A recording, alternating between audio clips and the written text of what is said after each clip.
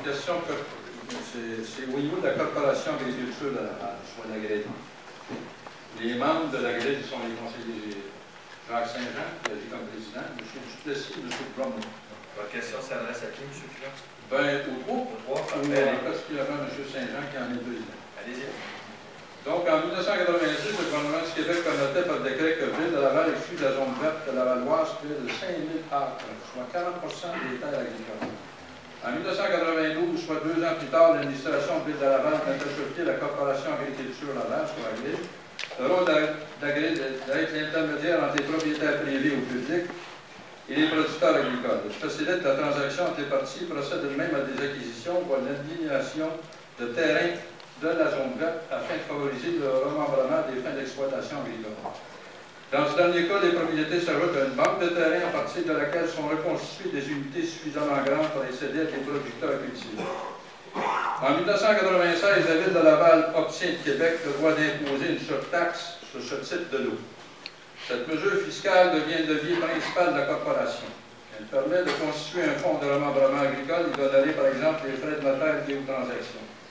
Le résultat. Allez-vous faire le résumé depuis 1990? Bien, il faut bien que je mette en contexte. Si vous permettez mon droit de parole, je vais tout bien préciser. Puis là, le règlement dit un court préambule pour mettre en contexte la question. Ben, il s'en vient, le chef. Le résultat par le 21 ans suivant, 2386 lots étaient acquis par la Ville. En 2012, seulement 993 lots.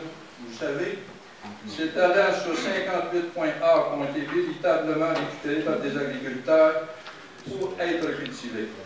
Les 1393 autres lots, ou petits terrains comptabilisés, 219,7 acres, ont été récupérés par la Grille des Villes de Laval. Ça vient de Nadine Lucie. Ce qui est incompréhensible, c'est que Ville de Laval impose une surtaxe de 200 $. Depuis l'an passé, elle est rendue à 200, avant elle était à 100, sur un terrain qui est évalué à 250. Ce qui veut dire que bien souvent, en plus, l'agriculteur, pour acheter le terrain, paye le double, puis plus que le double de l'évaluation. Maintenant, on parle d'une taxe à 200 $ pour un terrain qui vaut 250 $. Question, M. Pilon, s'il vous plaît. La question, j'y arrive. Combien Ville de Laval récupère-t-elle en surplus de taxes provenant de la surtaxe sur les terrains inexploités et morceliers, soit depuis 1996? Où cet argent est-il passé? Y a-t-il une provision monétaire? Et que fait Ville de Laval avec les 1393 lots qu'elle s'est appropriés et qui ne sont pas cultivés ou cultivables? Qu'est-ce-vous que des milliers de propriétaires ont été floués par ce mécanisme questionnable? Et qu'est-ce-vous qu'il y aurait matière à la vision et d'envisager des solutions plus concrètes? En conclusion, nous pouvons que réagir et s'insurger à ce constat d'échec. Et au PSC, nous envisageons des solutions et espérons que vous ferez le même. Pilon, M. le Président. D'abord, M. Pilon, vous faites erreur. M. Saint-Jean, moi-même et M. Bromley, nous ne siégeons pas à la grille de corporation de la municipalité. Alors, vous faites erreur. La référence que vous avez, c'est sur le comité consultatif de l'urbanisme. Pas d'urbanisme agricole, excusez-moi. C'est pourtant sur le budget, M. Duplessis. Le comité consultatif agricole, mais pas la grille. La grille, c'est un excellent moyen de levier pour justement récupérer ces terrains-là qui ne sont pas cultivés et qui peuvent être cultivables par des agriculteurs. Donc, en augmentant, c'est une demande des agriculteurs, c'est en augmentant le taux de taxation, effectivement, ces propriétaires-là, souvent qui détiennent un mini-lot dans un immense champ, ne veulent plus payer ces taxes-là, donc remettre à la municipalité leur lot, et nous, on permet aux agriculteurs de les cultiver. C'est un excellent levier, ça fonctionne bien. Ça ne fonctionne pas encore aussi bien puisqu'on voudrait tous les récupérer, ces lots-là, et les redonner à la culture, donc aux agriculteurs. C'est pourquoi nous avons augmenté en 2013 le taux de taxation sur ces terrains. Nous allons continuer dans la même façon pour récupérer ces terrains-là et les remettre à l'agriculture. Merci, M. le maire. M. Guy Landry, s'il vous plaît. On porte sur la disponibilité des ordres du jour du conseil municipal. Je me demandais pourquoi les ordres du jour sont disponibles 4 jours après sur le site web, après la séance du conseil, et pourquoi, dans un souci d'amélioration continue, on ne pourrait pas les rendre disponibles sur le site web de la Ville de Laval, par exemple une journée à l'avance, comme par exemple les autres conseillers municipaux ont. Et les Lavallois sont intéressés à l'administration de Laval. veulent participer, parfois avec des questions plus ou moins pertinentes, mais il y a des citoyens qui ont des questions, pour avoir des questions très pertinentes s'il y avait l'information à l'avance. Monsieur Falardeau, on m'indique qu'ils sont disponibles non pas 4 jours après, mais le soir même de l'Assemblée. Et également, dès que vous vous présentez à l'Hôtel de Ville ici, vous pouvez avoir copie de l'autre jour sans aucun problème. Je verrai la possibilité peut-être le jour même au niveau légal, on va voir avec le service du greffe, voir quels sont les délais maximum auxquels on pourrait peut-être publier sur notre site web, sur notre portail, l'ordre du jour du conseil. J'ai aucun problème avec ça, ça serait à voir la procédure. Mais ils sont disponibles, comme je vous dis, la journée du conseil. Dès que vous avez ici, vous avez l'ordre du jour papier. Et le greffier dit que... C'est nouveau? Ben non. Souvent, je regardais, puis c'était 2-3 jours après. Alors, le greffier m'indique que ça fait 17 ans qu'il est ici, puis ça fait 17 ans que ça fonctionne comme ça. Madame Johanna Lorrain. En fait, la première question, c'est lors du conseil de ville du 6 août. Je vais vous approcher un petit peu, là, c'est ça. C'est pas ça. OK. Excusez. Alors, lors du conseil de ville du 6 août 2012, le Parti au service citoyen, qui est le porte-parole des citoyens de Laval, avait demandé à l'ex-maire ce qu'il en était de la construction d'un chalet dans le parc Lausanne qui était situé dans le district. Encore une fois, nous avions eu droit à aucune réponse intelligente de cet homme.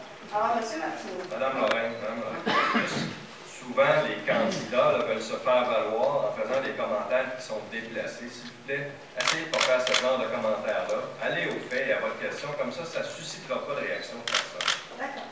Vous qui êtes le conseiller municipal depuis de nombreuses années dans le district Saint-Bruno et que le chalet est une promesse électorale depuis 12 ans, quand allez-vous finir par construire le chalet tant attendu par les citoyens et citoyennes? Alors, posez votre deuxième question, s'il vous plaît. Oui. Le Parti de service aux citoyens, qui est le porte-parole des citoyens de Laval, aimerait savoir quand sera remis public le rapport de l'Ombudsman. Merci. Et votre dernière question? Oui. C'est par rapport, le jeudi 13 décembre dernier, le maire de Laval a été de nouveau la cible d'une pétition menée par l'Unité permanente anticorruption et l'Espagne Marteau. L'opération policière menée vers 9 h du matin s'est déroulée à l'hôtel de ville et les enquêteurs ont récupéré un ordinateur dans le bureau de la secrétaire de M. Duplessis, avant de se diriger ensuite vers les services informatiques municipaux logés au Fort-Place Laval. Comme il s'agit de la première pétition dans les services municipaux lavallois depuis la nomination de M. Duplessis, le 23 novembre dernier, le Parti au service citoyen, qui est le porte-parole des citoyens de Laval. On a compris ça. Regardez, M. Bordelot. Quand ça sera votre tour, M. Bordelot, s'il vous plaît, vous prendrez la parole. Quand, M. Bordelot, quand ça sera votre tour, madame parle, laissez-la parler. M. Bordelot, s'il vous plaît. Vous êtes là ici. Vous voulez être maire de Laval, soyez quand même conséquent avec ce que vous voulez faire. Je suis très conséquent. Ce que je vous dis, c'est quand même vous répétez 25 fois que vous êtes les porte-parole des citoyens de Laval. Allez au but de votre question. On y va au but. M. Bordelot, s'il vous plaît. Madame Lorrain, posez votre question. Monsieur Duplessis, que cherchaient les enquêteurs de l'IPAC lors de leur dernière perquisition? Merci. Vous pouvez vous rasseoir. C'est bon pour les premières questions. Les deux dernières questions, excusez-moi. Donc, je ne suis pas un enquêteur de l'UPAC. Ils m'ont seulement dit qu'ils cherchaient des informations complémentaires à l'enquête autour de M. Valenton. C'est la seule chose qu'ils m'ont dit. Vous voulez avoir des informations, je vous suggère de les appeler. Dans une deuxième question, quand est-ce que le rapport sera rendu public sur le rapport de l'Ombudsman? Le premier rapport de 2011 est rendu public, il a été rendu public cet été. Le deuxième rapport sera rendu public dans les prochains mois. Nous avons jusqu'au 31 août de chaque année pour rendre le rapport publiquement. C'est faux. Merci, M. le maire. Est-ce que M. Martineau voulait répondre à la question? Oui, madame. Concernant le chalet du Parc Lausanne, sans recul d'environ 4 ans, on devait le faire et le député du secteur, M. Audelane, a décidé de donner une subvention à la ville pour un terrain de soccer synthétique. Et vu que c'est un terrain de soccer synthétique, ça demande un chalet plus grand avec des douches pour les jeunes. Alors, le projet qu'on avait prévu dans les années 3-4 ans en arrière, on a dû le retirer. Et cette année, en 2013, nous avons un montant de 400 000 pour commencer le chalet du Parc Lausanne. Complément d'information au chalet du Parc Lausanne, M. Martineau et également Mme Lorrain, c'est que suite à l'adoption du budget du PTI, j'ai demandé à la direction générale de rapporter ce dossier-là le plus rapidement possible pour si possible, entrer en réalisation en 2013 pour enfin donner ce service-là aux citoyens lavallois et aux utilisateurs du parc.